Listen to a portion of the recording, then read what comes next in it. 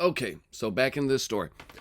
He's 99% sure the line collapsed and it has nothing to do with the master and slave cylinder, which would be very nice, right? So Brad from his shop is driving me to Enterprise, excuse me. Nice. Enterprise will only rent me a 15 passenger van though because of the 5-day rental policy for Labor Day. What a bad policy for the customer. Got to love corporate policy, I guess. In parentheses, not, exclamation point. I just need it for 5 hours. The van is $139, but I need something, and it will have to do. I need to deliver this load today. Austin, my broker, says he understands, and he thanks me for the for the update. But one of his supervisors emails over us and says it is very time sensitive. Be it as it may. And I say here, yeah, right. They are going to park these Humvees in the field somewhere. But nevertheless, I'm working fast on it anyways. 8:30 in the morning. I am out of Enterprise. And a very nice young woman accommodates me further and puts me in a cheaper, more fuel-efficient 4-door car. So nice. Remembering people's names can really help. And so I called and spoke to Nehemiah before I got there, and he approved my 1-day rental. My lady assistant at the Enterprise, she nicely told me they couldn't rent for 1 day. And I politely but firmly told her, reminded, well, it's going to be told at that point, that I already made a deal with Nehemiah and that I've been approved already. So that changed everything quickly, and I'm now leaving for Greensboro, which is 140 miles away. So you see right there, like even in that 8:30 could have took away from what I needed to do that day with my responsibility to go retrieve my part, right? So if I let that first friction stop me that morning, we wouldn't, been able to get further on to what we're about to get into. But right there, she told me she could not rent for 1 day. But I already talked to Nehemiah, and I remembered Nehemiah's name, and I brought up Nehemiah, who was, I guess it was her manager. So it changed everything quickly, very quickly, once just calmly reminded her that, like, hey, Nehemiah and I already talked, okay? Everything's okay. And so, it's like standing your ground, but in a likable way. There's definitely a way to do it. We're going to get more into it as we go. So I called Forrest. This is his name, Forrest, at Advantage Truck Center up there in Greensboro, North Carolina, to double check that he could put his hands on the part and to write me what's called a will call ticket so it doesn't get sold from underneath me, right? So before I made this long journey, well, which was, long enough, it's going to be a journey for this particular day because I needed to go up there fast, come back fast, get the part, and deliver my load. So I wanted to make sure that it wasn't just on the inventory and that it was actually in Greensboro. So Forrest called, he put his hands on it, and then he put it to the side under what's called a will call ticket. So that's, good mental note to take there if you're not already knowing about will call tickets and stuff like that. So I get my fresh coffee that I made in my truck, in my coffee maker that I run off my inverter. I don't always drink coffee, but at this time I was. And I'm up the road. Yep, had my fresh coffee up the road. So by 10:45, so I woke up at 7, 8:30, 9:30, 10:30. So about a little over 2 hours later, I'm turning and burning already. I picked up the hose and I worked a deal to go ahead and buy the slave cylinder and reservoir all at a discount. Excuse me.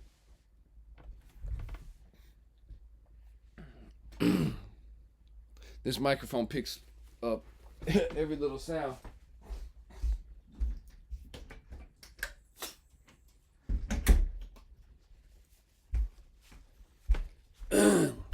Excuse me.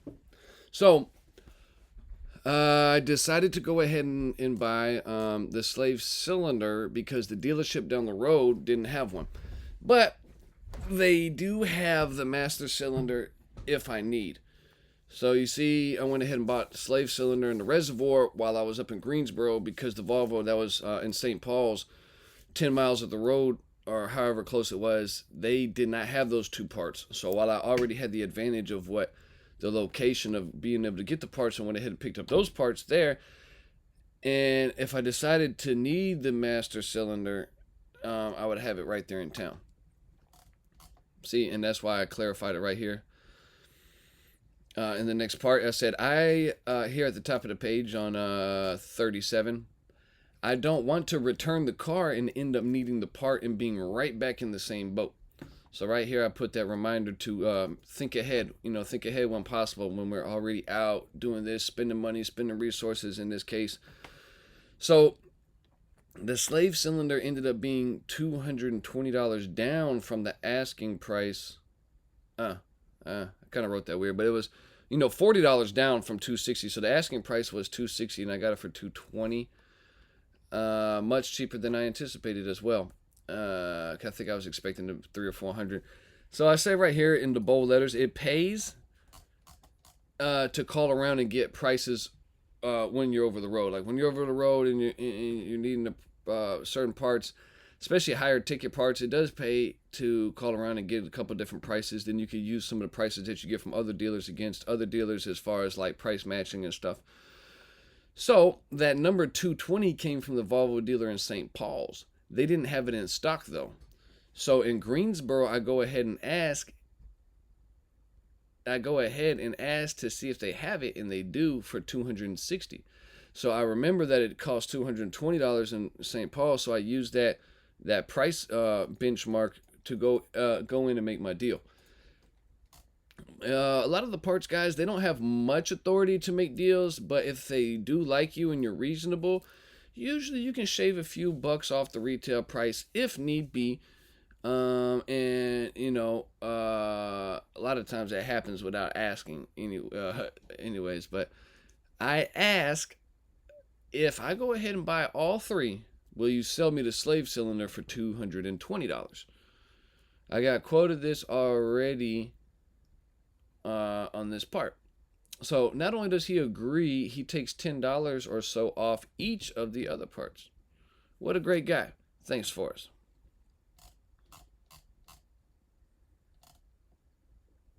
I get back on the phone with Charles and tell him I'm coming back and it will be about 2 hours. I ask him, will he be able to already have the original line off before I get there? That way, when I arrive, the hose can go straight on, and maybe I can actually make my delivery today before 4 or 5, in the afternoon. So he agrees and says, no problem. All right. Let me scroll down some more here. In the bigger letters, we'll see that it says what? Take initiative. Be proactive. This is your show. Nobody's going to do it for you, right? This is our show. Nobody's going to really do it for us, right? With no breakdown department, no, whoever else back there, calling shots. So, simple things like this, like I knew already had the parts. My goal is to get this load off before 4 or 5 o'clock today. And maybe, knowing me, even want to reload. So I know it's possible, and I'm telling Charles with initiative, I'm going ahead. Nobody's telling me to do this. I'm calling Charles and say, hey man, because he's the owner of the shop. That's why I like, we'll talk more about like independent shops versus dealerships and stuff going forward. But I get on the phone with Charles, and I'm telling him hey man, I got the hose. I'm coming back from Greensboro right now. I'll be back in about 2 hours. Is there any way we can go ahead and have that line off? So we could just, get the line on and bleed it out so I can maybe actually get this delivery before 4 o'clock today. And he's like, man, look, yeah, no problem. We'll go ahead and get that line off. Because remember, he doesn't even know me since before yesterday. But so he already has other projects going on. So the more communication, the better. But he understands that like a lot of those projects that he's working on is for people who live locally. And he can make a little adjustment for things that have to happen now. But he doesn't have to. So, it's always about being respectful to the shop owners and doing what you can to make it easy as possible on them, so they can just do what they're set up to do best, and and be there for in a pinch for us and help us get back into fully mission capable FMC. So anyways, but that's a little more to explain this one here, this initiative part. Cause that was initiative. I could have just, left it to chance and got back to Charles, got back to Justice Towing, and be like, well, here's my thing. He's like, all right, buddy. Well, we're gonna get started on it whenever we do. And I'm just sitting there. 2 hours go by, 3 hours go by, and I know it's impossible now. Cause my old line's not even off. There's no way I'm gonna get this unloaded. Now I'm gonna look bad in front of my broker. And now I'm gonna be stuck for this Labor Day weekend that I didn't want to get stuck for in the first place, just from booking loads. And yeah, then all this running back and forth to do all this was for nothing. So this was part of a big step right here, which was letting Charles know and asking him, with respect and, what I'm saying, professionally and politely as a man, can he already have that line off? So we could just, put the new one on, boom, fill up the fluids, bleed out the air, hit those 15 miles back up the road. So right here in the blue, it says here, and, so... and a lot of what's colored blue in my digital book here inside the courses is blue is going to be more of like positivity, and I don't want to say red is negativity, but like red is more so represented in here for things that are like, red is more so like the stop sign. So it's just like, hey, let's take a certain type of heed to this, because if we don't, then it can result in a negative consequence. So, we scale all the way around the this cycle here. So we're doing this right here, which is responsibility, take initiative, be proactive. This is your show. Nobody's going to do it for you, right? Sounds a little tough, but right on the other end of that, we reach the blue. We reach the positivity, which is that you are in more control of your fate, and your destiny than you may realize, right?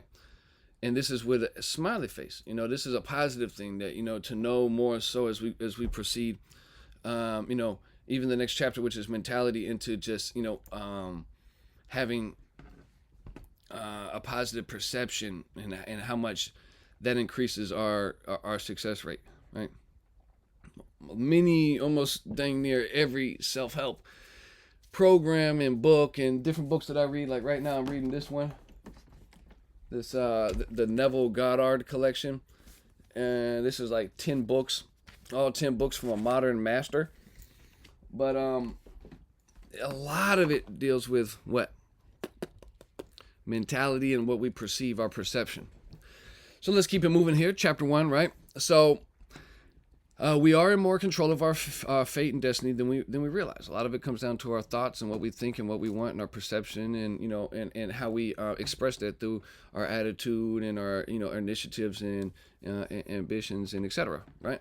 And our personal relationships and networking. This is why if I'm using a shop, I prefer independent shops like Charles.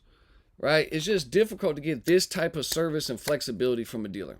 Right? If I were to do the same thing if my truck was inside of a dealership, first of all, I probably wouldn't be inside the bay.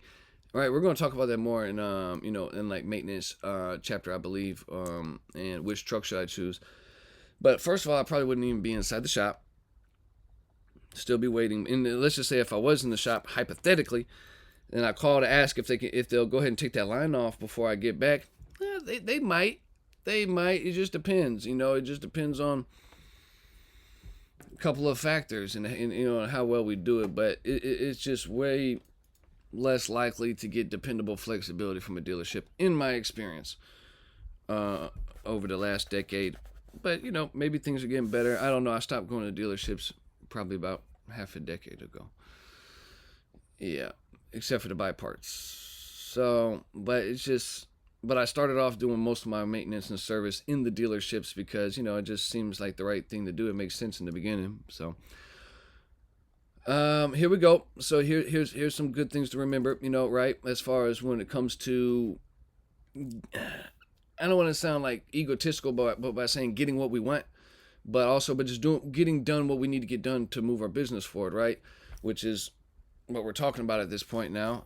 So I said, you have to know what you want. Stand your ground, be likable, and realize that there's other people involved, other people's time involved, in that their world doesn't exactly revolve around ours. So here again, scroll up and it says, just be mindful of other people's time, their effort, and their business, right? Um, and especially when you're doing independent shops one-on-one with owners, and you knowing what's going on, these guys are real people. A lot of them are willing to like go the extra mile and be a great help to your business. Just be mindful of their time, their effort, and business. And if they are like entertaining you and listening to you and helping you, that it's just a matter of being appreciative of that, because they have other you know whatever the expressions are, fish and fish cooking, or logs in the fire, or whatever it is, like probably has quite a bit of things going on. So just that this person has took the time to acknowledge you and want to assist you, it's just a matter of like maybe not taking that for granted either. And we do this by just being mindful and respectful of other people's times, effort, and their business, and doing what we can to help. Like while we're up there, a lot of these shops and stuff, I'll just help straighten stuff up, nothing that weird, but like I'm just hanging out, and um just being an asset wherever I am. And sometimes that is just more morally conversation, etc., right? Sometimes there's tension inside some of the shops, and just by your presence being around, you could just be a nice energy, a pleasant energy, a cool, like, because but you understand what's going on, you're learning, it's like this respect level, but like you kind of ease the tension around. Just your presence can ease tension, and sometimes that's another way to provide, to be an asset, right? But anyways, let's move forward. We'll get into more of those tactics as we go. So 39 here. 12 o'clock on the way back, I felt the need to say I stopped very quickly at Hardee's to get a Beyond Veggie Burger when they were doing the Beyond Veggie Burger at the time of this writing, with no cheese or mayo, on sourdough bread with no butter. And if you know what the vegan means, you'll see how I order my burger without the animal products. It's known as vegan. This is not something I will push in my book or judge about, but I will talk about being vegan some at the end of my health book, 10 Secrets for Successful Health. Get it, like 10 Secrets for Successful Health. So I've already written that book. I'm just waiting on a little bit of clearance and to decide when I actually want to launch it out. So then I go on to say here, because in my experience, a healthy body does increase the likelihood of having a successful, healthy, happy, and positive mind. Healthy body, healthy mind, successful, etc. Mind, mentality, and so to choose the mind state. So I've been eating like this for almost 10 years now, and it's great. Yep, cool. So let's keep it moving. 1:15. I delivered the hose to Charles, and he already has the line off and is ready to go. Don't you just love it when people do what they say and are honest to their word? Gotta love it. So 2:30, right? So by hour and 15 minutes later, we're done bleeding the air. I kind of got the gist of how we did it. At the least, I got experience in watching the process and procedure. So, see, even as I write this book and course of mine, I am still learning. And you see here with the big letters, that's what this takes. Constant evolution, constant growth, just moving along, moving ourselves and our business and our understandings forward as we go. Pretty much a daily process, right? So, as far as the process of bleeding the air out of the hydraulic assist for the clutch, it kind of goes like this. You have to open the slave cylinder down at the transmission with like a pry bar, and you open it up to where the air bubbles can come out of the reservoir. Between doing this and me pumping the clutch on the inside of the truck, we finished bleeding the air within 15 minutes. So it still took us two people. So he left at cracked the slave cylinder open, while I still need a second person to press the clutch in to move the fluid around until all the air can leave the system there inside the lines and between the fluids. So, and look at this, right? As much of a help in the pinch as I got it in, his guys brought me back and forth to Enterprise. He stopped what he was doing, helped me out, picked up his phone probably 7 times or so from the day before, and we agree on $200. So I pay him the $200 cash right out of my pocket.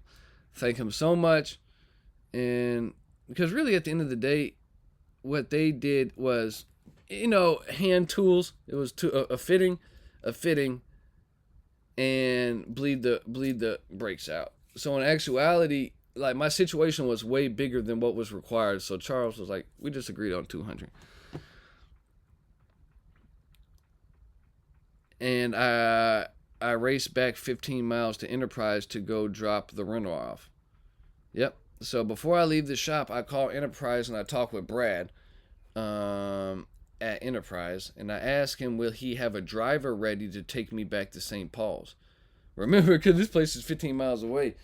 So I'm getting really close. We're dealing with 3 o'clock now and stuff like that. So, I want to go deliver my load. So what do?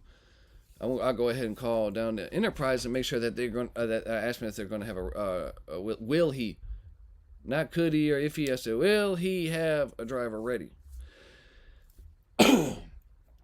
Excuse me. He does. Now they are expecting me. See, in parentheses, here we go again. Initiative, not leaving everything up for chance.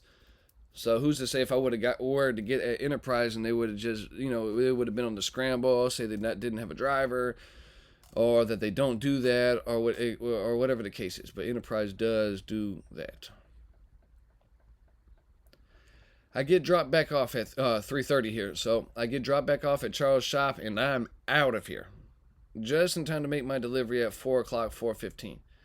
They are going to wait on me. So, geez, every bit of hustling I did since yesterday has been worth it. I did not waste 1 minute, literally. And I'm still delivering today with not really 1 minute to spare. So sometimes, the thicker the thins, situations do get a little tight like this. And it's kind of, convenient for, everybody, who comes into my course here, who gets to see this. Instead of just having a nice, easy week on the road where everything just goes great and I'm just making a ton of money. And, and most of my weeks are like that. But, so in this week there was a real situation that you got to see, how, what it was worth and how to get in, how I got in and out of that bind. So, but yeah, this one was pretty tough. Just as far as time management, it was a lot of stuff to fit into a small amount of time. And there was still a couple things that I didn't know in the beginning, like before I met with Charles this morning on this day here, Friday. I didn't know what exactly there was to the repair. So there was just a couple unknowns. But let's go on. You see how that works. Now I can look for loads still. So let's see if I can still swing another load too before the long weekend strikes. So I'm back on the money. I'm back on the money schedule, right? Because I know I'm going to get unloaded now, and it's Friday, and things still do load on Saturday. When you're working on the public load boards, there's still Saturday loads, and there's still loads that happen Friday. Generally speaking, Friday 4 or 5 o'clock, boom, cut off. Everything pretty much finishes. But there are exceptions, and at this point, I'm super excited to be betting on exceptions because now I'm available to go.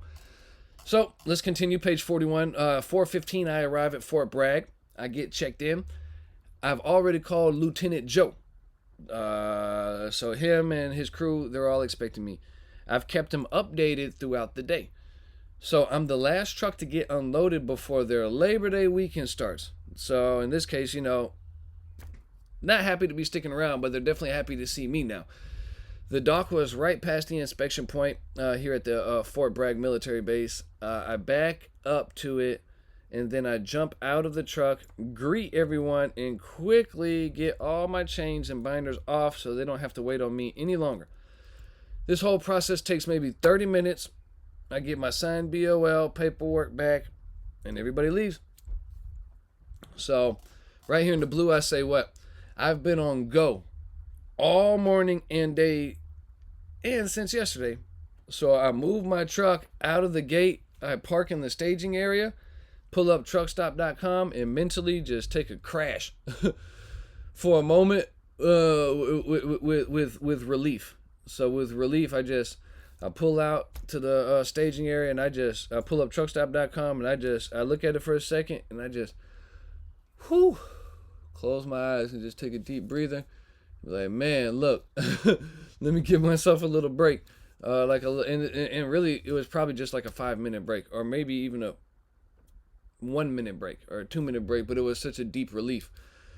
Boom. So here we go. So realign my attention back into my journey, which is right now I'm in the load board. So 5:15. Looky here. That's what I wrote. Look E, with the letter E and here. I book a load with a new customer just after closing hours. I know the company, Baggett Transport, just never hauled for them before. So I fill out their carrier packet. It's digital. It's a digital carrier packet, and it's pretty simple.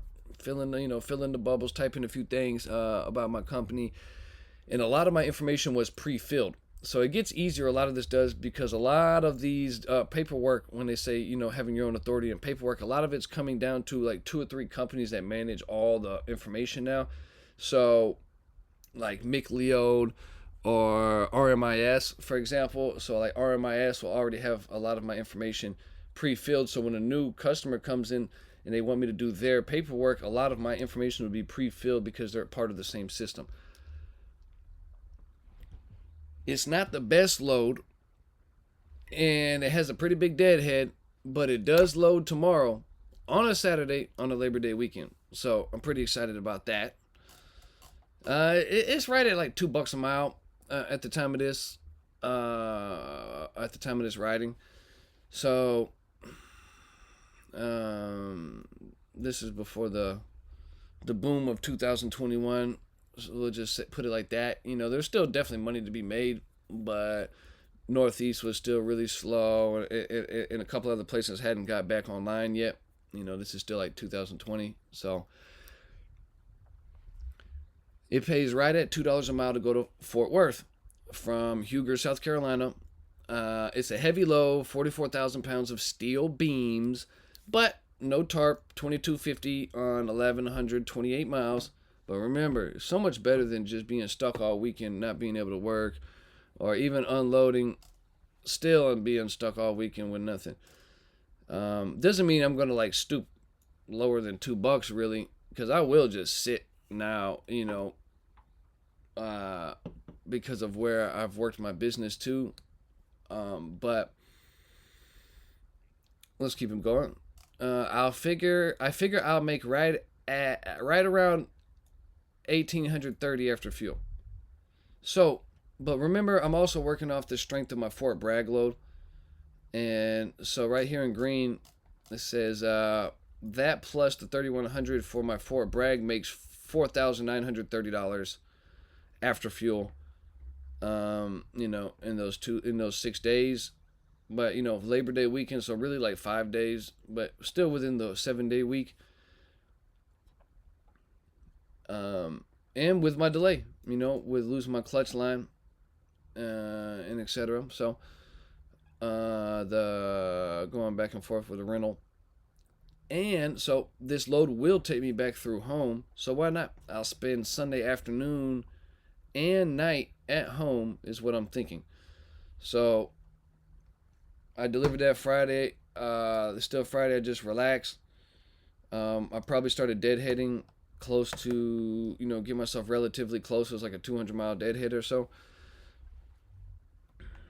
And then I picked up Saturday, and within Sunday, I was already back at the house, right? So 10 o'clock that night, recap on cost. So this is what it cost me so far. So $100 for my rental, $400 in parts, and $200 in service. So $700 total. In actuality, I didn't need the reservoir or the extra slave cylinder. I still have them in my truck now. Those were about $300 together. So actually more so like 6, 5, 4. So more so like $400. is what I spent, to resolve that situation, to bring out solution. So I'll have them for spares, backups, and for quote unquote, the just in case, right? Not quote unquote, but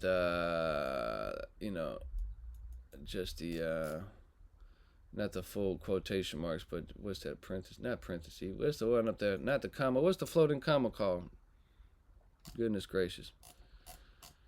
See, this is not English course.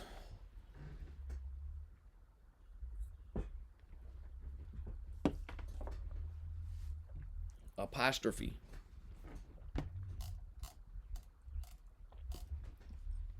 $43. So really, it cost me more like $500. Well, I guess, yeah, 500, huh? Oh, I thought it was 700 minus 3. 600, 500, 400. So whatever, we'll take the 500. It cost me more like 400 or 500 to quickly handle business and make my commitments. If I were to run that number out of my weekly total, the $4,900 number, with the next load combined, this Fort Worth load, it would still be $4,200 to a $4,400 a week. Even if we were to back out the repair, the solution. So that's why here in green it says that's why we got to make good deals and great deals and decisions. Even after my repair, I'm seeing double and triple what many owner-operators and lease operators are making. Just remember, because really the owner-operator benchmark's pretty low. When you factor in all the lease operations, usually it's about, $2,000 a week is about right. Sometimes even $1,500 to $2,000.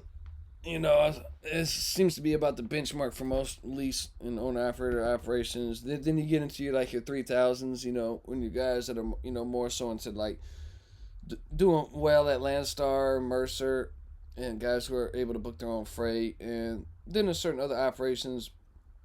But then, you start to go beyond, then, there's plenty of guys that blow past $3,000 a week. You get $3,000, $4,000, $5,000, $6,000, $8,000 a week. Especially in times of boom freight. Let me check this Streamlabs. Are we still recording? Okay, good. So let's continue. Just remember, every setback like this, no matter how small, still builds character. It makes us stronger. And the stronger we are, the more we can do what? The more we can handle. The more we can handle, and do, the further we will go. So, unfortunate as it is sometimes, or annoying or aggravating, it extends our extends our character and strengthens it, and so we can handle more. And the more we're able to handle, the further we're able to go. So it's only natural, right? Do as much as you can on your own. Be prepared. Always budget your money and time right. Carry tools and always continue to learn. All right? That kind of sums up everything right there. So then I say here, good night. So, here we go again. Another rate con. This is Fort Worth, Texas. Delivery. Huger, South Carolina. It's picking up at the New Core Steel. Then we got this going to this location here in Fort Worth. You can see here the dates. Picks up 8:30. Says it delivers at 7:30. That's okay. I got plenty of time to get it there. The weight is right here. 43,000 pounds, 200. Pretty heavy. Very heavy, actually. Yeah, more heavier than I usually like to haul, right around 30,000 pounds, give or take. Usually not much more than 40, but sometimes when I do, but no more than 45. Also because of my trailer and truck setup, I have an all steel trailer with Apatong wood floor, because that's what I first selected in the beginning of all this. So I still continue to own my all steel and wood trailer. I love that trailer, but it is on the heavier side. So 45,000 is my max. I can really scale 45.5, give or take. But here's the miles, 1,100 miles. Here's the date I did it on, September 5th, 2020. Carrier pay 22.50. Nothing to brag about, really, to take home, but it does match up well with the other one, which brings me closer to like a $5,000 a week, 6 day duration of time, and still had that delay. Really, just could have gave up a whole bunch of times and it wouldn't have made anything close to that. So Saturday, 5:15. See, now the schedule gets to relax, right? So I awake early only to find my 10-hour break is not even ready yet. So I must have counted wrong, but no sense in going back to sleep. I'm 40 minutes early, so I decided to jump into the Petro and take a quick shower. I'm pretty dirty from the last couple of days. 8 o'clock in the morning, I get down there to the Nucor Steel, Huger, South Carolina. I usually don't come to these big steel mill operations. In my experience, they never really pay well, and the loads are usually always heavy, and more importantly, I just don't really like the atmosphere. It's very corporate, and we tend to get treated like a number, and they put hyper safety, culture over just common sense. But be it the situation with barely getting unloaded yesterday and booking a load after 5 p.m., this will do. And I put my pride to the side for a little while, Hey. But I must admit, though, they got their system very automated and it works. My appointment is at 8:30. I go ahead and check in on my CB and lay my dunnage out for my load. So by 9:50, I'm loaded up and gone. They have a scale on site that weighed me out by the axle. So nice. That's a free $12 for not buying a scale ticket. I probably buy about 3 or so scale tickets a year. So yeah, that shows you how often I load this heavy. It's an easy load to tie down, about as simple as it gets for a flatbed. A chain in the front, a chain in the back, 4 straps, one every 10 feet, with 2 tie downs within the first 5 feet. Right? One is the chain. So the chain counts as the first one, and within the first 5 feet, I will have another strap. And that satisfies the 2 tie downs within the first 5 feet rule of anything more than 10 feet long and 5,000 pounds, or 5,000 pounds, or either or.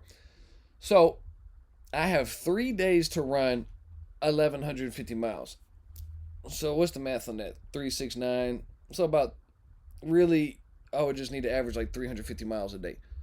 So at that point, the pace slows down big time. I won't go much over 60 miles an hour unless I'm going down a hill. So I asked the question, why speed race to get there? I'm not going to be dragging my feet and be irresponsible, but I will take my time. Do you know that 1 mile per gallon difference in a year's time, right? 1 mile per gallon saved, or difference one way or the other, right? In a year's time will save you about $5,000 to $7,000 in fuel, right?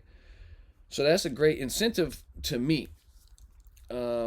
So just increasing from 6 miles per gallon to 7 miles per gallon will be an additional about $5,000 to $7,000 in fuel, especially if you're running a full 80 to 100 to 110,000 miles a year. It's going to save a ton of money. And we can do the mathematics on it, but I'm going to keep it going on the chapter. But basically, you would just look at 100,000 miles divided by 5, then times it by the cost of fuel. 6 divided by the cost of fuel. Then do 100,000 miles divided by 7, times it by the cost of fuel. Then you get those two numbers, then you subtract one from the other. You subtract the little number from the big number, and whatever the difference is, that's how much money you just saved. So, and plus, I was about to say that I already wrote it though. And plus, I just don't like being in a rush. All right, I enjoy my time way better when I'm not in a rush. I'm just old man, like the old school truck drivers out here, or like just old people in general. How they just don't rush. They realize this is their life and they just enjoy it. All right, so here's my load from Huger, South Carolina. It's these steel beams. So like I said, I just got one chain in the back, one chain in the front. Then I got a strap every 10 feet. Can't really see the two in the front, but it's okay. This is one of my like toolboxes on the recent picture. You can see the toolbox on this side. So my toolbox on this side, since I throw my straps from this side over here to my driver's side, because that's where my winches are. So on this side I keep all my straps in this box, like my straps and binders, and my bungees, and my gas can for my generator. So here's another view of my truck, like I was explaining earlier with my the twin stacks. You can see the two stacks now. And I do have an extended frame on this Volvo. This is like one out of I think it's like 800 trucks that was custom built for this one company in the Midwest. Back in that time frame, back in the late '90s, and he ordered like 800 of them, just like this, stretch frame, silver, black and red stripe, twin stacks, mid roof. So let's keep going here. Page 48. Now, the smart thing to do if I wasn't stopping by the house. Now, this is just getting it. Oh, geez. Boom. Okay, I pressed this other button on my mouse. Now, this is just basic time management skills, but we're going to continue to, still cover the basics sometimes. But the smart thing to do if I wasn't stopping by the house would be what? To still not rush, but drive average fast, 60 to 62, 65 miles per hour, well, closer to 60. And park close as possible to the Fort Worth area. Probably, the TA in Terrell, Texas, right outside, east of Dallas.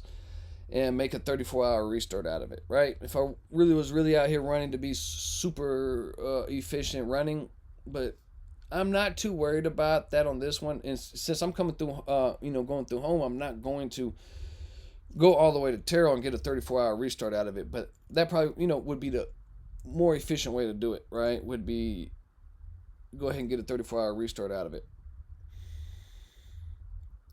But I'm not too worried about that on this one. I got 41 hours on my 70. It'll take about 23 hours to get there. That leaves me with 18 hours to reload on Tuesday. So I can still reload on Tuesday. So I see that I still have enough time to deliver on that Tuesday and still keep making money. So 18 hours on Tuesday will allow me to drive 500 miles and to still drive 300 miles or so Wednesday, with full hours coming back to me every day after Wednesday night. So I'm like, man, I'm okay. I'm good. So even after Tuesday, I can still book a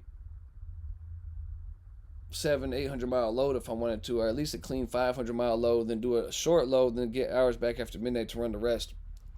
Right? So right here in the blue, it says, this is not a business of luck like some may think. It's more like a 5-dimensional game of chess in which we control many of the factors. 3:05 p.m. that day, same day on this Saturday, I stop at TA in Madison, Georgia for fuel. 382 miles divided by 58 gallons equals 6.5 miles per gallon rounded up. And the exact numbers are right here inside the actual book itself. Not bad considering most of these miles are with 44,000 pounds of freight.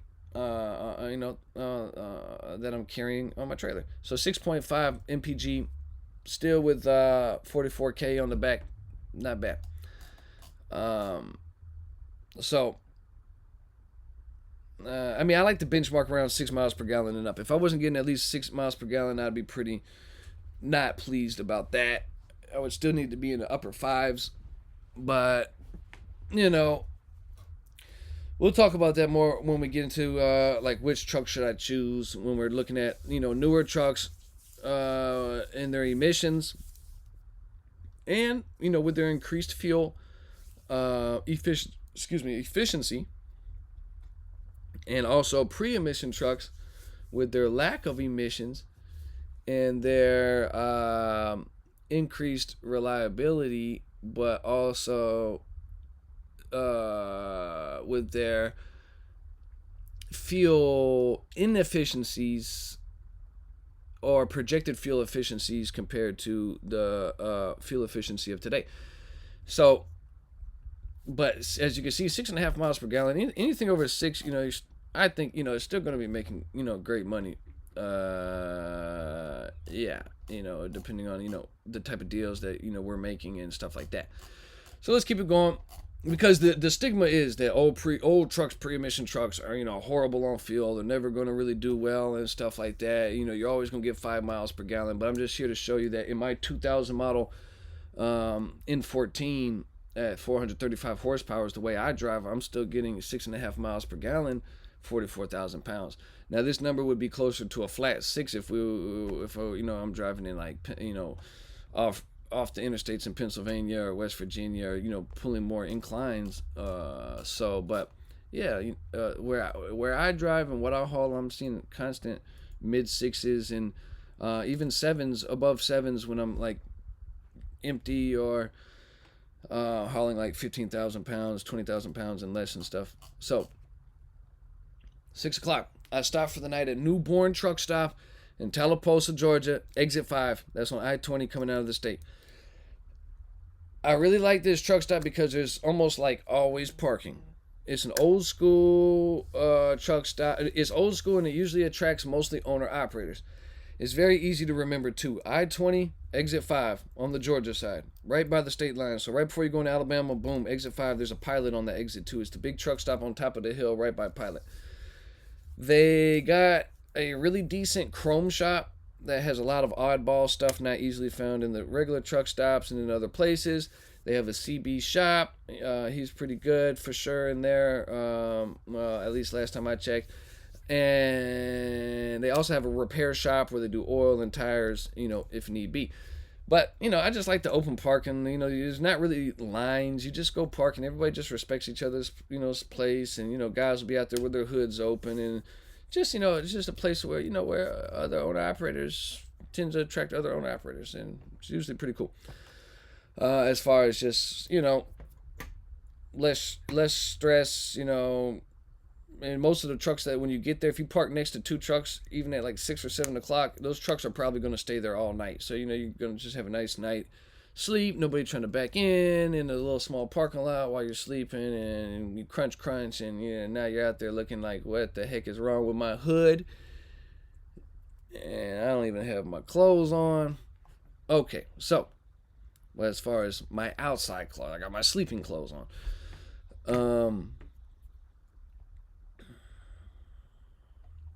So when I get there, I open up my Keep Trucking e-log app to go off duty, and it says I have a violation. How? It was my mistake. I'm still getting used to this app. This is actually my second time going. At the time of this writing, it was the second time going out with Keep Trucking. I'm still getting myself into a new routine with using it, and I like it now. I got my routine together now with it, but I got it mostly down, but I still have some old habits that'll kick in and I'll forget to do something on it. But I really like and endorse with this app though. It's way better than I thought a phone app would be. And I actually use it on my iPad now. My iPad Pro that has its own cell signal with AT&T. So what happened was that I got carried away talking to my friend on the phone about business and life and stuff, and I drove past my 30-minute break by 10 minutes. Right? Jeez. But I do some digging on the new revisions to the 30-minute break, and I find out on the FMCSA website that I actually didn't violate the rule. So, it now states that you have to take a break before 8 hours of consecutive driving, not 8 hours of being on duty like it used to be. Revised July 23, 2020. I screenshot it on my phone and highlight that part. Do it like an edit on it, markup, highlight it, and I also make a shortcut on my phone, on the home screen of my phone, so I can quickly access it in the case I happen to get inspected in the next 7 days, so I can show the new rulemaking straight to the state police, because they probably don't know. Let's just be honest. Keep Trucking hasn't written it into the new revisions yet in their software, so Keep Trucking is going to flag it as a violation, but it's actually not a violation because I wasn't driving 8 consecutive hours. And here's the link right here in the book itself. It'll be in the downloads, in the email, and the link, and also I think at the time of this recording I'll be able to set up these download links inside the courses for each chapter. Each chapter of the digital book. If for some reason you'd rather download it this way or from that way, there's just multiple ways to do it. But anyways, this is a hyperlink right here in the orange. So to the rule. Now here in the blue, I say I got some free time. Now we're still we're at the truck stop now in Newborn Truck Stop Teleposo. What time is it? I said it was like 6 o'clock at night. So I do that, make sure that I'm good. I put the stuff on my phone, the rule making and the website, just in case, so I don't have to scramble for it if I'm getting inspected, which I didn't end up getting inspected in those 7 days. Because after 7 days, our logs, going back into the void, so to speak, where they're not really being like, under so much scrutiny in the time of a live inspection on the field. So I got some free time now, 6 o'clock or so. I'll stay up for a few and wake up a little bit later than I have been the last couple of days. I'll do something fun now, like make some happy music on my laptop, I said. Yep, and keyboard I keep in my truck. I was keeping my keyboard in my truck, but now with this MPC Live 2, yeah, I don't even really need a keyboard. I just do everything right here inside of this when I want to. I will bring my MPC with me over the road too. And but yeah, this I was making happy music. I'm always making happy music, but I was making some really cool instrumental music, like blends of instrumental music. So here we go. Before I do that, when walking back from inside the truck stop, Newborn, I spot a truck with his hood open. I have plenty of free time, so I walk over there to see if he needs a hand. He has a 2012 or newer truck with a full emission system on it. DPF, DOC, and DEF. It's just cluttered all over the place. Anyways, it's a great looking truck. It's an all yellow Kenworth with a new tri-pack Evolution, the new style. But I would not want to be doing business in this truck. No. It has a PACCAR motor. Nothing is reachable as far as like being able to service it, ourselves. The wiring looks terrible. Almost nothing's really covered enough. It's just falling apart. Like there's no plastic wire loom around the wires. It's just like naked, and it's just like hanging and like bumping into stuff. The up-to-date emission systems adds way too many potential problems, and this is his issue now. An NOx, a NOx sensor, which is part of the DEF, a NOx sensor, and low DEF check engine light. Those are his codes. Right. So he's looking around. He's on the ground underneath, and I'm looking around too. I search all around myself looking for obvious wire fraying or a bad ground. Right. So I'm just looking around. He's under the ground, but I'm looking. He's under a truck, but I'm looking around the sides and around the firewall, and I'm just looking at his ECM, and I'm just looking at his electrical connections following out from his ECM, looking here to make sure that there's nothing like rubbed or where the sensors are for his NOx and for the like DEF fluid, the tank. I'm just looking. He's looking at for those wire harnesses. I'm looking at him going out, just trying to see if there's anything obvious, anything bumping or touching that we can splice back in. Or also grounds. I'm looking at some of the main groundings, and especially one of the big grounds that we as us owners need to be aware of is the one that goes from our starter to the frame rail. It's probably 2-foot cable, give or take, but it's a thick one, and it goes from the starter straight to the frame. From time to time, those are not good to just go ahead and replace after about 5 or 10 years. But also just taking that off the frame and really scrubbing it really good with a wire brush and cleaning it up and putting some protective stuff on it can sometimes even fix an issue that seems unrelated, because everything has to have, the electricity has to have a good ground, right? So let's go continue here in the green. I say looking at his truck makes me nervous. It's just not really built for the owner operator, in my opinion. It's just too much liability, too much variables, too much stuff going on that truck that I wouldn't want to be responsible for, me personally. Everything under that hood is very expensive and very this is my opinion. Everything under that hood is very expensive and very annoying to work on. Like, straight up. I saw a ground, there was a ground that he should consider cleaning, but he would have to take off like a fluid reservoir to even reach it. It was like a crazy design. Like, who built it like this? It was like a ground, but you would have to take, it was just ridiculous. Good looking truck though, on the outside. There's too much stuff in the way to reach practically anything on that motor. This is not a great thing when you're the owner and will be the one working on it, right? We're going to talk more about this and which truck should I choose. Sure, you can take it to the dealer and just throw money at it, but as a one truck operation, that is not very sustainable and a great way to go out of business fast, right? Because the dealerships are just gonna, man, they run up a bill so quick. You'll be spending $3, $4, $5, $6, $7,000 so quick and not even really fixing nothing. And that's what we want to avoid. And that's why we're doing these courses.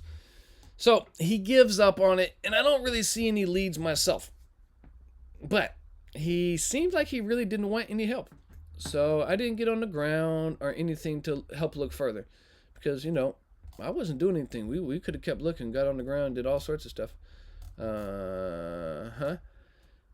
But it could be a multiple of things. Just a bad sensor, maybe a bad sensor further up the emission chain of events that's not allowing the NOx to burn right. It could be a damaged wire, but he said the wires look good from where he was. Excuse me. It could be a grounding issue. Maybe it's just a sensor. But he can't get one now. Everything is shut down for Labor Day. He said the dealer had a 3-day wait just to get in. See just how quick. We're already right back talking about this type of stuff. So see, that's why, we don't just throw stuff at a dealer. Because part of the reason is you can't hardly get in. All right. A lot of the dealerships are pretty tough to get into, depending on what's going on. Fleet trucks, all these emission trucks breaking down from the big fleets. Sometimes I've been told once. I remember one time down in Houston, I got told like 3 weeks. It was like a 3-week wait to get in. So,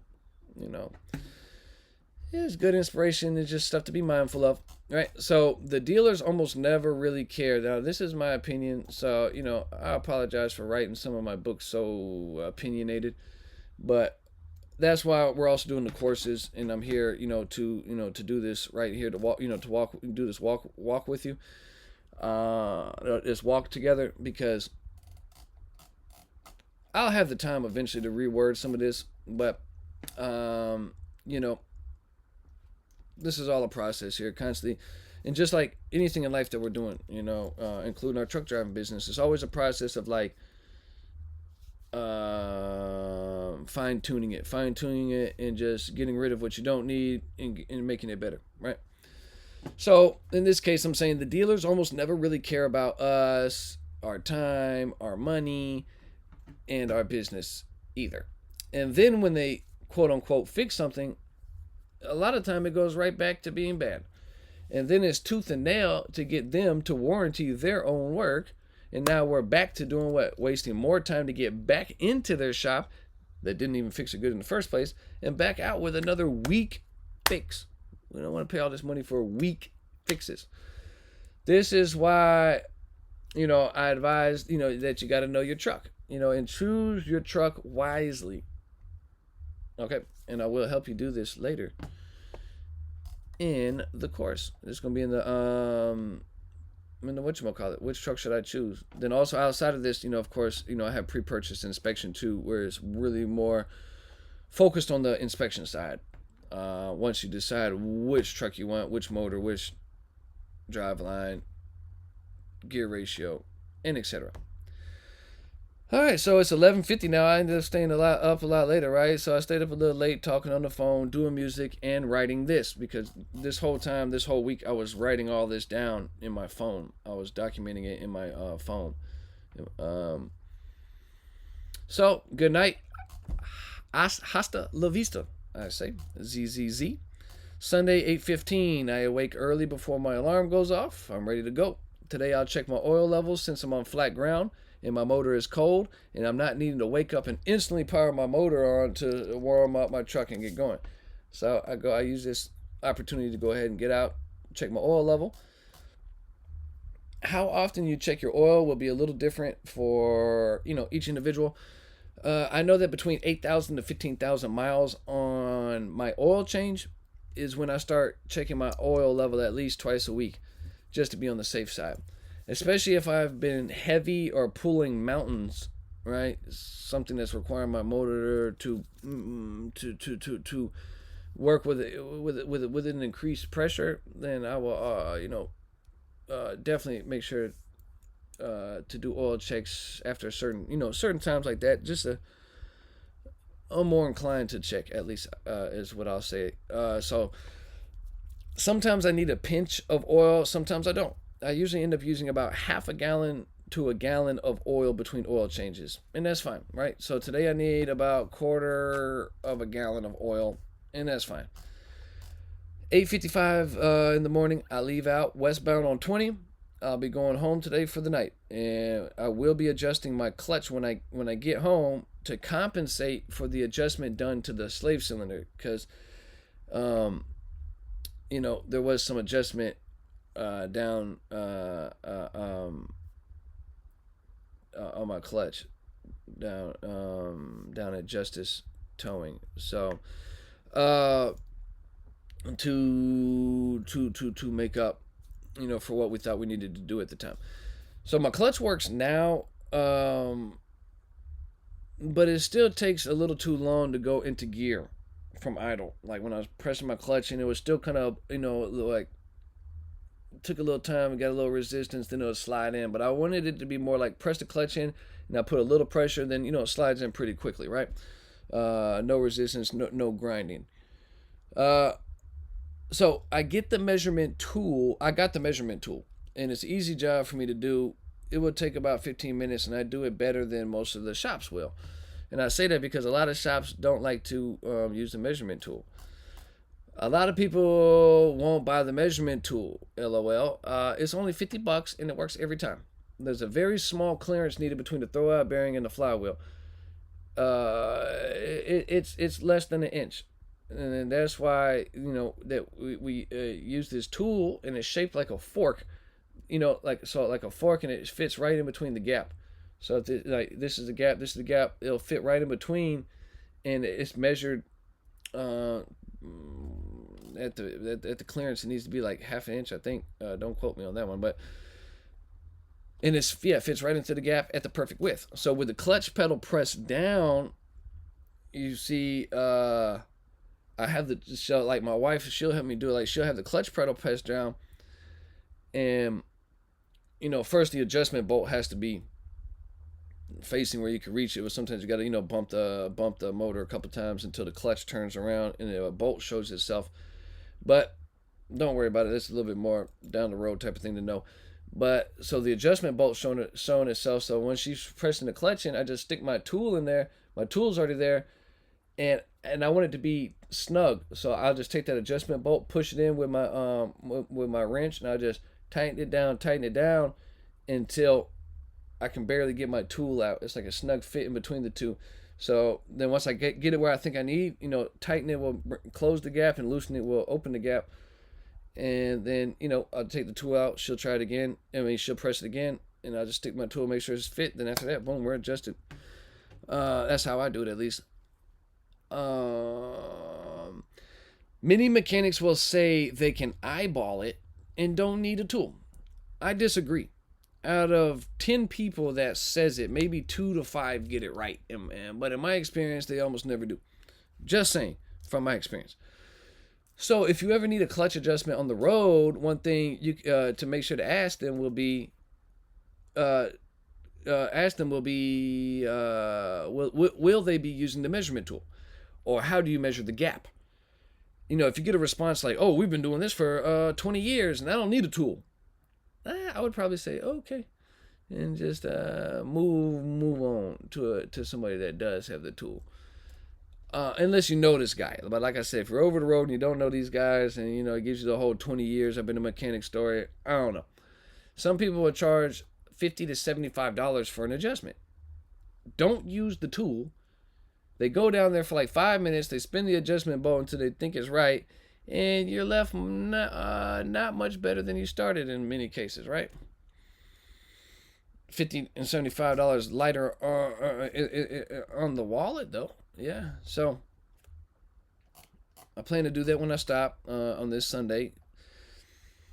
11:45, I make a quick stop at the Welcome Center in Mississippi, and I make and eat one of my salads that I like to make that I mentioned earlier. 3:05 p.m., I stop in TA Tallulah. 514 miles divided by 77 gallons, which is 6.7 mpg. Not bad. I'm still hauling 44,000 pounds up the road.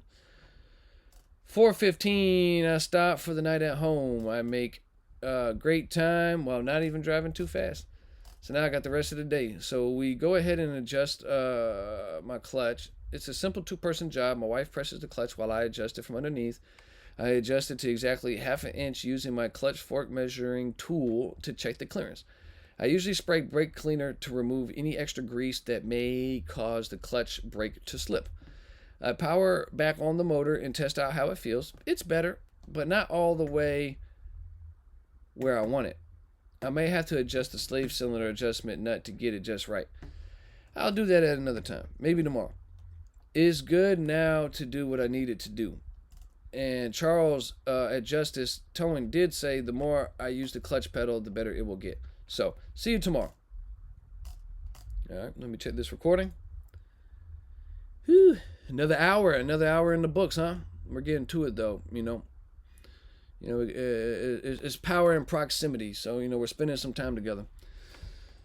Monday, 4 a.m., I wake up early again. I can't sleep because I'm so excited about projects that I'm working on.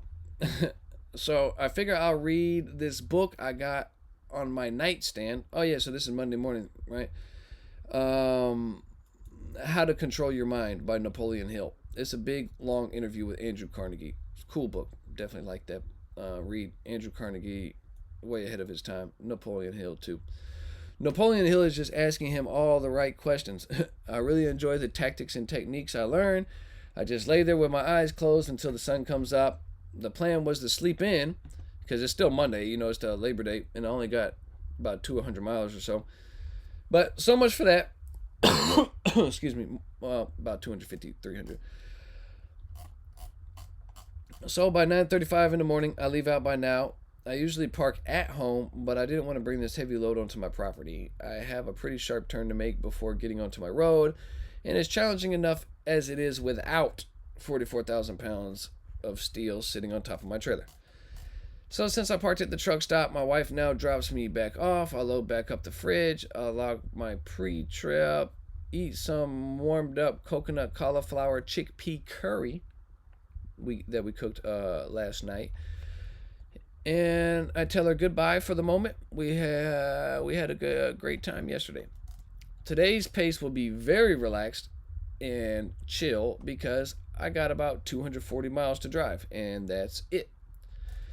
I figure I'll go ahead and park at TA Terrell. It's still 70 miles from delivery, but I'd rather not park at the truck stops in Dallas. I'll get up early and have plenty of time to unload early and then book my next load.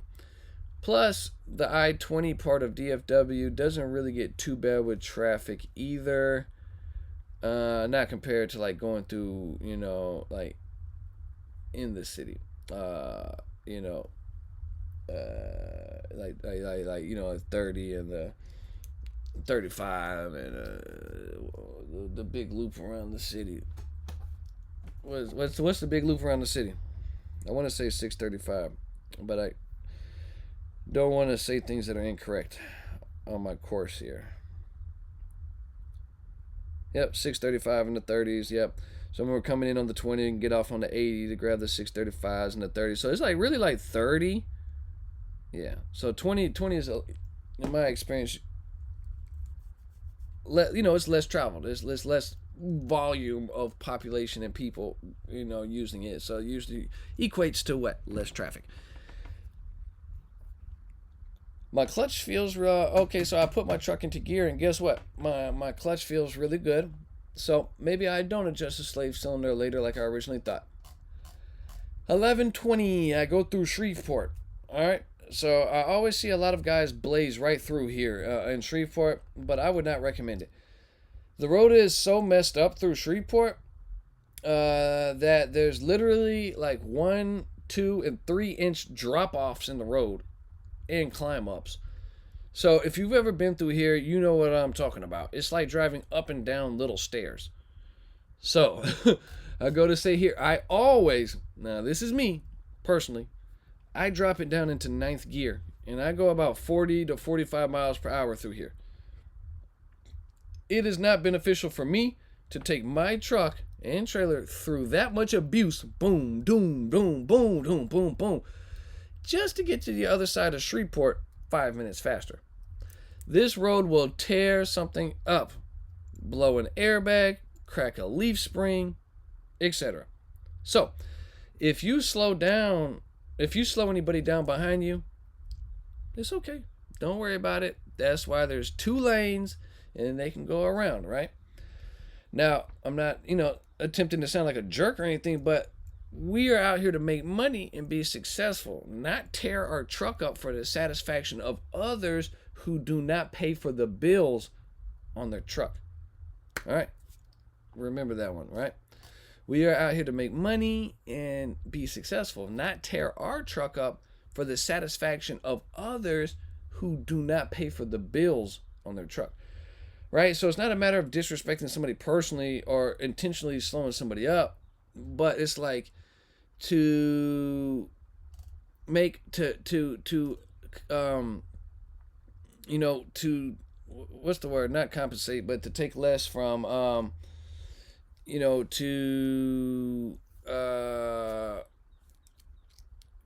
like a concession, but we'll just call it concession, right? When you're out here to make money, like in being successful, like why are we making concessions to compromises? That's the word, compromise. Compromises are concessions to others' experiences, or to make to maybe like to help them out. Like we're gonna rush through Shreveport to help these other guys out, but they do not pay the bills in their truck. So it's kind of like you're making concessions and compromises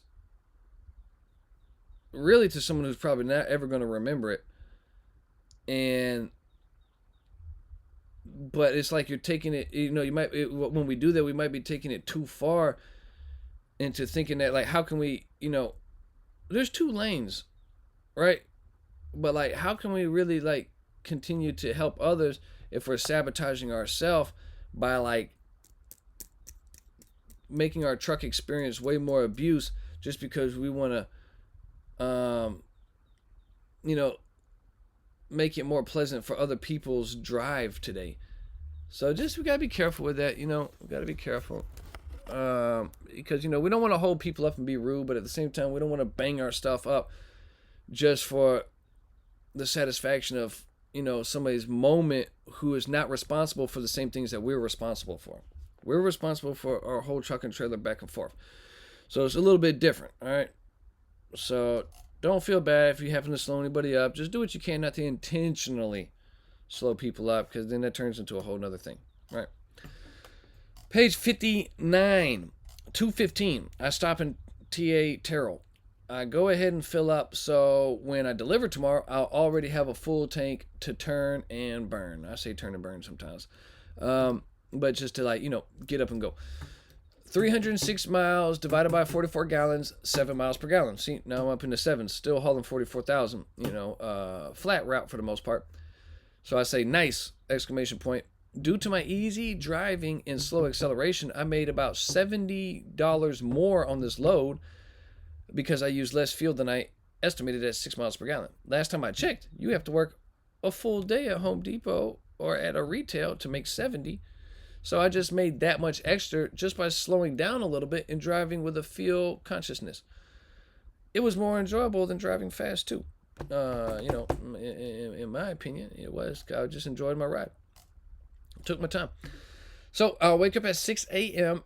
and I'll go to sleep tonight by 10 p.m. or so. I have plenty of time to do what I want.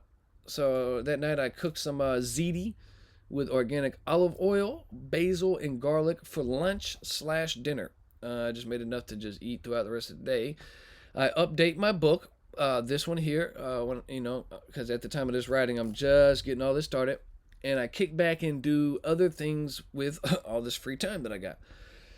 I got some other business projects that I decide to work on next. Then after that, maybe I'll watch something on Amazon Prime. I don't end up watching much TV when I'm at home or over the road. But don't get me wrong, I still love a good movie or a show. But I'm also very self-disciplined. And I don't feel right relaxing on TV if there's more important things that I was needing to do or supposed to be doing first to move, my projects and business forward. Right. So 9 p.m., I make a new customer profile in my QuickBooks app. We'll talk about that more in billing customers part of the course. But I make a new customer profile in my QuickBooks app for my new customer bag of services. This is really easy to do, and I will show you later in my book with screenshots of how to do it. But I really like the ease and effectiveness of QuickBooks. The invoicing template is great. The invoice tracking is great. The user interface is really cool to work in. It looks nice. I like to look at it in my phone and in my iPad. It's only $10 a month. So after I make their customer profile, I generate tomorrow's invoice for this current load. I almost always make my invoices the night before I deliver. I directly bill my customers. If you're having your own authority, that's what you'll be doing is invoicing your customers if you decide to not factor and wait on your money and get 100% of it, like I do. So we have a whole course in a chapter in the book side of factoring versus not factoring. All right. So let me double check. I'm pretty sure I got a whole chapter, right? Let me check real quick, because that's later in the course. That's up in the 20s. Video documents. Yes. So actually, no, chapter 18. So that'll be chapter 18. Course 18. Give or take, right around there. Factoring versus not factoring. So why do I do this? Why do I make my invoices the night before? I like to go ahead and have them made because it speeds up the process of getting paid. It's very professional, and it's very professional to have your invoice delivered the day of delivery.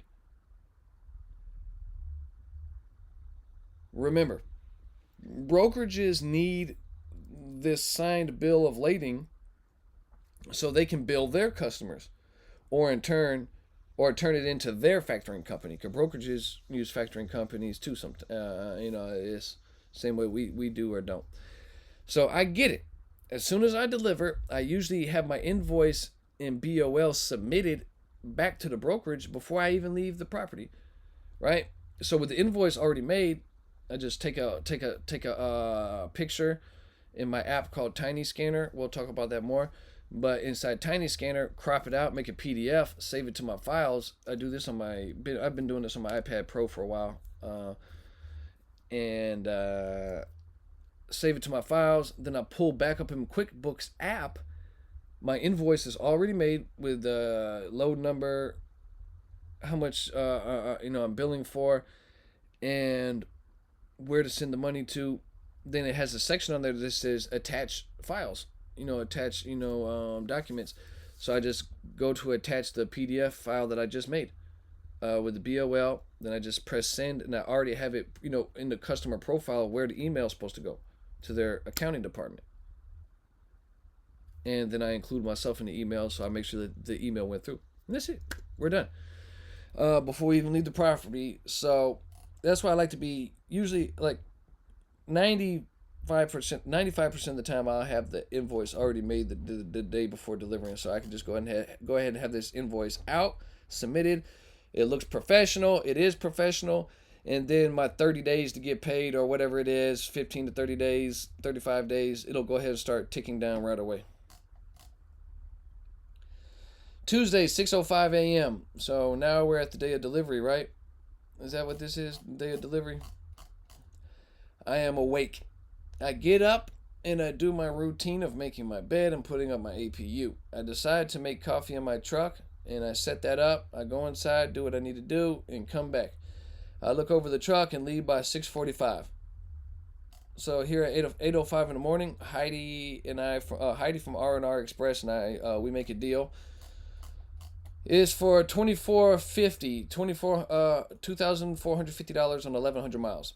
So $223 a mile, which was not that bad at the time, because Dallas and stuff was just not, Texas was just now coming back online. So $223 a mile, 7,000 pounds of insulation, delivering Thursday morning in Rock Hill, South Carolina. So that'll put me back over there by Charlotte, and I'm just traveling right back and forth on the same route pretty much. So I plan to make right at 2,100 on this load in 2 days. So still not bad at all. Over $1,000 a day, $1,050 or so, right? And plus, here we go. It's 65-mile deadhead, and this is part of it too. So this is 65-mile deadhead to Gainesville, Texas.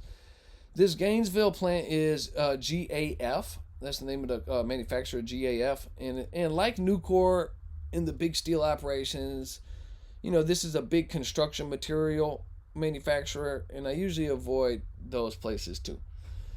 As mentioned, I just don't like the hypersensitive safety culture, the long wait times, and the company driver atmosphere. But if the deal works for me, I will ignore this dislike and just get in and out. So here's the rate con for that one, $24.50. Delivering Rock Hill at this certain time. So these times will be a little bit more time sensitive. Sometimes when you're delivering like building materials to a job site, it's just hit or miss. Sometimes it'll be you just get it there whenever. Usually you'll have a on-site contact on the paperwork that you get from the shipper. Oh, I forgot that I had to put an 8-foot tarp on that load. I still had my old busted 8-foot tarps. I don't even carry tarps on my trailer anymore now. Not to say that that's the right thing to do right away, but yeah, I had these old 8-foot tarps I was toting around that were pretty busted up, but I just used them for things. I was using them for things that needed 8-foot tarps but didn't really need to stay dry. Things that just needed to be covered. Like this, the only reason these insulation panels get tarped is just so the plastic doesn't rip on them and stuff. So here we go. But yeah, with the delivery date, sometimes they are delivery time sensitive, especially when if you're delivering into like a city, like a major city like Atlanta or something like that. It might be 7 a.m. or 9 a.m. or 9 p.m. or whatever it is, but it'll be discussed between you and your broker and and your contact, your point of contact, your on-site contact, because sometimes within the cities they have staggered deliveries, and they have loads that are numbered, like load number 1, 2, 3, 4, and 5, and they're stacking them up a certain way, and they have to be delivered in that order. So it's just certain questions to ask going into doing a deal. And I think this one was like, it's just it was just a pretty straightforward delivery, like be there by 10 a.m. type of thing. So as we continue, we got 8:10 in the morning. I arrived to my delivery for the steel down in Fort Worth. I check in and go park behind the truck in front of me. He's taking his tarps down, so I decided to get out and help him fold his tarps up. I'm not doing anything. I'm already caught up to speed with everything. So I'm already waiting on him anyways, right? Because, for his truck to move, I guess, but might as well help. So he thanks me. They take a couple beams off me with a crane, and on the inside, I go into the inside to take a couple beams off, and then they take the rest off with a big lift. And so at this point, I spend a little extra time, because I'm empty now. I spend a little extra time preparing myself for my next pickup, because I know it's going to take its insulation, right? And it takes all 48 feet of deck space, so nothing can be on the deck. So I have some dunnage on 4x4s on my deck. So instead of trying to scramble with my dunnage at the shipper, I go ahead and find a way to secure them underneath my trailer above my 2 cross members, 1 chain on one end and strap the other with like a 1-inch ratchet strap. It's now solid and won't go anywhere. It's also a great idea for a custom dunnage rack where I can do this in the future but not need chain straps or straps to hold the wood. I think I could build this whole setup for about $200, and I've been wanting to buy a big dunnage rack, but it just hasn't been much of a priority. I rarely haul insulation or anything that takes up all 48 feet. And when I do, I can usually put the dunnage underneath the load. So it was no big deal. But I went ahead and got prepared for it early, so when I got to the installation spot, I could just go ahead and move with the flow of things up there. It moves pretty fast as far as like what they expect. 10 a.m. I open up a can of pineapples and I leave out for Gainesville. 11:15 I get there a little bit later. I arrive at GAF in Gainesville. I check in and go park in the dirt lot and go check in with the loaders. They tell me to back right in. Nice. So I'm glad I already have my dunnage set up underneath my underneath my trailer. So nice. It's going better and smoother than my memory of this place last time. And I say here in the blue, what? Attitude really counts. All right, let me make sure I'm still recording. So here we go. I back in. I get loaded. They got a metal bar that they hook up to the forklift that attaches to my tarps, and they use this bar to lift my tarps. We hook it up with like a bungee cord to my tarps, and it just lifts my 8-foot tarps right over this, 8-foot tall insulation. So how convenient. This really speeds up my process and decreases the work involved to get this load ready.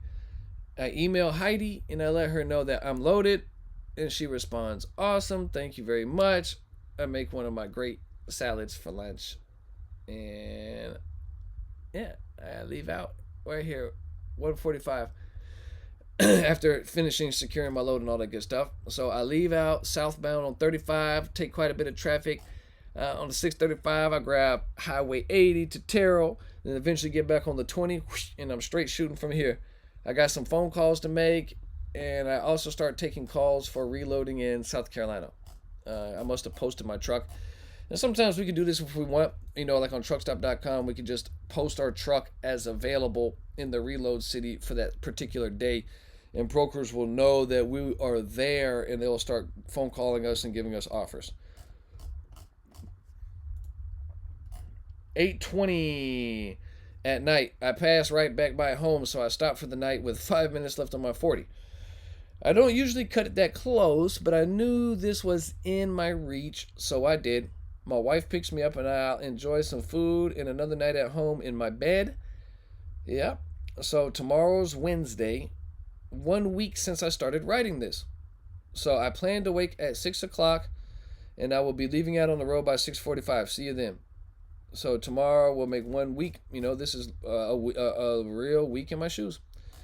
So here we go. Here's the next day, 6:45 a.m. I get dropped off and I leave by now. Me, my fresh coffee, and some new ambition for the day. I guess I haven't really been drinking much coffee in the last couple months. Maybe when I'm just like driving around, like in my personal car, doing things. We're all going to town to get a little coffee, but I guess not as much coffee as I was drinking this week. On a week in my shoes. So 7:50, I stop at TA Tallulah again. You see, I frequent a lot of the same spots that I know, have earned their reputation with me, and also because a lot of, the routes I take, I've done them enough to know certain places along the way that I count on. TA Tallulah is one of the places I count on. So 549 miles divided by 84.2 gallons is 6.5 miles per gallon. Pretty good. I was flying pretty fast yesterday. I was driving pretty fast, and I will be today too, to an extent. I shouldn't have to tell you by now that I'm going to get my fuel receipt, right? But like I said, I've moved on from those to getting digital fuel receipts now from Fleet One and NASTech. I managed to make the cashier laugh. So, bonus points, and I'm on my way. 9 a.m. Great. I make a deal with Sheila for a building that I'm putting on my property. I'm super, super happy about this. Yeah. This building. So, 11:20, I stop in Livingston, Alabama at exit 17 once again for lunch at Taste of India in a 30-minute break. I order my usual chana masala, no butter, no milk, and one roti, which is bread. If you're not knowing of the Indian cuisine, with no butter on the bread. I'm running low on my hours, so I decide to park early before I get to Atlanta and drive the remaining 275 miles in the early morning. So by 11:15, I must have meant to put 12:15 because there's no way. No, that is correct. Sorry, that was 35 minutes later. Huh. So 35 minutes later, I'm back on the road. 11:55, 2:10. I book a crazy good load for Friday. Yeah, it is good, great load. It was just one of those right time at the right place. I know the company and have hauled for them before. The company is ATL, Anderson Transportation and Logistics. You might not believe this if I told you, but I'll screenshot the rate sheet so you can see. And here in the blue, I show you that it was $3,850 on 638 miles. A little more than one day's worth of driving. $3,850, 638 miles, 25,000 pound load, no tarp, 95-mile deadhead. That's $6 a mile. So you know what? I'll take it. So I'm booked 2 days early, and I plan to make $3,500 on this one load over the weekend with a day and a half in a day and a half worth of driving. Right, so that's $3,500 off the top, just off this one load. So we're back. We're looking right back at already another $5,000 a week. So here's the rate the rate sheet on this one. Carrier rate confirmation. Goes to Delaware, and that's the only thing. There was kind of a drawback on this one. I went to Delaware, but not so crazy. And there's actually $4,050. Did I say that? Yeah. Huh. So it's actually more than what I said, so it was $4,050. And I think, because this is the one where they pay me more. That's right. I thought my Fort Bragg load was going to be the one that stole the show for this round, but I guess not. It was this load. This was my this is probably my most profitable load that I did on this specific tour. I call them like tours or rounds when I go out. I'll go out, do a tour for like 2 or 3 weeks, or a week or two, come home. But that's how it's been for many years. But I'm kind of more slowly. I still go do it in the tours, but I've been doing like mini tours lately, where I'll just kind of looking at like doing like 2 or 3 loads and coming back instead of like 5, 10, or 15. So, let's continue. Page 68. It's okay, but it does go to Delaware, mid-state, about 60 miles east of Annapolis, Maryland. So we're still fairly close to Maryland. And, there's a $25 toll to cross the Chesapeake Bay Bridge, but I already factored that into what I plan to make. But hey, when the deal makes sense, it just makes sense. I have no problem going into Delaware on this deal. 2:15 p.m., I book another load that I called on earlier. It picks up 15 miles away from Rock Hill, where I deliver, and it goes 240 miles down into Atlanta. This works perfect for me since I'm working on recap hours and wouldn't have much left to drive after delivering tomorrow, which would be Thursday. So I didn't want to just deliver Thursday and sit all Thursday and wait for Friday, but I did have that great load for Friday, so I went ahead and grabbed that. So this will allow me to do one more load in between Thursday and Friday and make even more money. So it's a new customer, and their name is Best Logistics, and they ended up paying me right on time, 30 days. So I recommend these guys, Best Logistics. They're cool for me. I work with Tice. His name is Tice, Tice. I already checked their credit score, and I'll show you how to do this later. And it looked good to me. 27 days to pay, which is standard out here for the most part. We agree on $850. Not a ton of money, but works good for me. Like I said, 15-mile deadhead, 250 miles. But it was, in hindsight, pretty difficult load, actually. So I plan to make $750 on this one. It's a perfect use of time. The profit margin is nice. It's 5 hours worth of driving, and it puts me 95 miles from Friday's pickup. So I'll make an extra $750 on that day, instead of just not doing anything. It does deliver right in downtown Atlanta at Turner Field, though. LOL. But it's right off the exit, and it shouldn't be too bad if I just take my time. I've done some tricky deliveries before, in Atlanta downtown. But I've done the Marriott Hotel years ago in a van trailer. I went underneath Emory Hospital. The more specialized equipment or skill it takes to deliver the load, the more that load will ultimately pay, depending on how we deal and etc. So here in the big green letters, it's just a reminder that pretty much everybody can deliver to a big warehouse in the suburbs, but not everybody can do those loads that take fine attention to detail and high driver skill. It doesn't mean that we should always be in the middle of New York City and Baltimore and Cincinnati and Philadelphia and doing downtown deliveries to make money. But, there's a reason why these loads are going to be paying more, because it does, or why I would be requiring more, and why they even get into the public load boards in the first place is because, a lot of these big companies are not going to send their drivers into these places because of the driver skill that's needed. Or maybe they just don't want the liability because of the driver skill needed. But anyways, that's just that.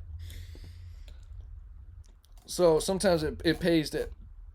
Well, whenever I'm booking loads that are for like constructions in like cities, I always ask like, where is it going? Like, is it going in downtown? Where in downtown? Let me look at the address, especially when we get into the Northeast, to see if I really want to do it or not. So, 4:50 p.m.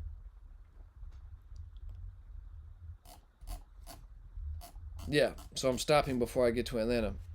I stop in Temple, Georgia, exit 19 at the Flying J. I almost always feel goofy for some reason at the Pilots, Loves, and Flying J's. I'm surrounded by all the starter companies, which is okay. The Swifts, the CR Englands, the Primes, the Warners, representing their complaints about dispatchers and stuff of this nature. LOL. But, it's okay. It's just a different mentality and a different speed for me. I'm used to, like, hardworking, trucking, smart with freedom and making great profits. I put it like that for some reason. But, everybody's hardworking, but, like, that really going the extra mile like type trucking that we're doing here. So when I do park outside of TA Petro, I'd much rather park at the Flying J. The Flying J parking lots are usually much bigger, and depending on the spot that we pick, we are less likely to get backed into by a new truck driver. Because that's one of the bigger reasons that keeps me out of Pilots, Loves, and Flying J's, is because of these places attracting the newer drivers. And there's nothing against newer drivers, but when you're in an environment that has newer drivers, and especially when you get into like the Pilots that have smaller truck stops and it's difficult to back into the spots, it just really increases the chance of us as an owner getting our truck backed into by somebody at nighttime when we're in the back enjoying, a few hours of sleep. All right, we're going to keep it going some more here. I've been recording for an hour, 37 minutes straight. So we're just going to keep getting through this week. Power and proximity. Let's go. So the Flying J, the parking lots are much bigger, and depending on the spot that you pick, you're less likely to get backed into by a new truck driver. I'm just saying, right? You got to look out for your truck. All that getting backed into is bad for business, huh? And since I'm leaving at 3:30 a.m., I'm leaving early this next morning, I need to find a spot that I know I won't get blocked in the morning, right? So this is getting right back into the initiative. We're going to talk a lot about initiative as we go through the courses. But got to plan ahead and take initiative. Or would it be one course in different lessons? I have to figure that out. I guess it's one course with different lessons. So, I say here, got to plan ahead and take initiative, right? Can't be leaving out early in the morning and stuck inside of a truck stop because we picked the easiest spot in the truck stop and we're all double blocked in and we're knocking on people's doors and like, oh, why is life so hard to me and I can't get out of here? That's because we should have picked somewhere better to park. You see what I'm saying? We win way more battles that we don't have to fight because we, just go a couple steps ahead. And that's why, I mentioned earlier about this 5-dimensional game of chess. So, I back in my parking spot. I call it a day. It'll be leisure and reading books for me for the next few hours. I just want to hang out, leisure, relax, maybe walk around outside, do some stuff in the phone or whatever I decided to do that day for leisure. So, here we are in page 70, right? And I say, today marks a week since I first left from home and started writing this. Since Monday was Labor Day, I'll give you one more day in my shoes and then we'll move on to the specifics so you can get into streamlining your understanding, knowledge, mindset, and ultimately what? Your success in trucking as well, right? We've already been covering like cool stuff already, when it comes to mindset, mentality. And remember, I'm going to keep saying that there's power in proximity. So just spending time together, I've done all this stuff already. So if I'm talking about it or mentioning it, there's something to it. So, we're crossing that junction. We're crossing that bridge right now. We're almost into, where we're really going to start kicking this up into the lessons. So here we go. P.S. I just watched Mercer. Right? Come on. Mercer is one of the most distinguished owner-operator companies, right? An owner-operator driving his own loaded spread axle flatbed, making one of the fastest and sharpest U-turns I've ever seen. Right here in this parking lot. It was so sharp that the trailer almost started jumping off the ground. It made me cringe. And right here in my blood. And I wonder if he remembers that he is the one paying for those $300 to $500 tires. Making U-turns that sharp and fast, especially with a loaded trailer, especially with a loaded spread axle, is terrible on the tires. And like I say here, it's even worse on the spread axle. This is how you can really flat spot your tires. And at the least, you'll be taking tread off your tires like crazy, fast. If you must make a U-turn, please make it as wide and as slow as possible. So that way, you don't take as much tread off of the tires. See you early tomorrow morning, I say. ZZZ. So, yep, I go to sleep early, right? And here we go, Thursday morning, waking up at 3:30 a.m. I am up. It's crazy how, I say here, it's crazy how you can be perfectly... sorry, where's... give me just a sec here. I need to, do something. But I'm going to finish reading what I'm saying here. It's crazy how you can be perfectly asleep and then the alarm goes off and I can just, instantly spring out of bed because I know I got business to do, business to conduct. So I'm up at 3:30. I put my stuff up, go inside the store, log a pre-trip, look over my truck and trailer and my load, and I head out. I'm assuming Atlanta will look much better as far as traffic goes compared to what it looks like during the daytime, like clockwork. So I do some stretching too, right? Do a lot of stretching. I don't think I've been mentioning this, but stretching is something that I do every day and is very important to me. And I can basically put a blanket statement say it's very important in general. I bend down, boom, touch my toes, then I rise into a yoga position. I think it's called the table. So it's bend down and it looks like a 90-degree angle.